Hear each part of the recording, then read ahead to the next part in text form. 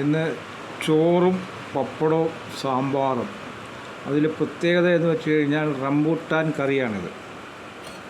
ഇതാണ് റംബൂട്ടാൻ കറി, മസാലക്കറി എന്ന് പറയും. മസാലക്കറി അടിപൊളി മസാലക്കറിയാണ്.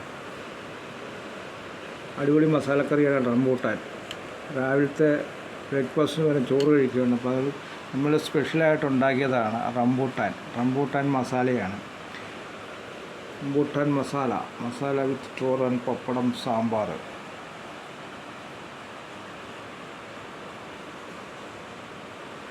ഇതാണ് റംബൂട്ടാൻ കറി. അടിപൊളി കറിയാണത്. അടിപൊളി കറി, അടിപൊളി ടേസ്റ്റാണ്. മസാല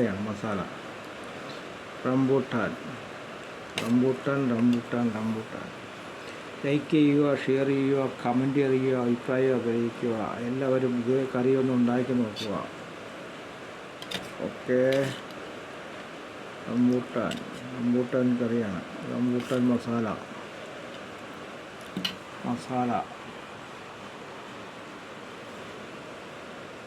ഈ മസാലക്കറിയുടെ ഇൻഗ്രീഡിയൻസ് വേണ്ടവർ നമ്പർ കോൺടാക്റ്റ് ചെയ്യുക. 7594 077 034.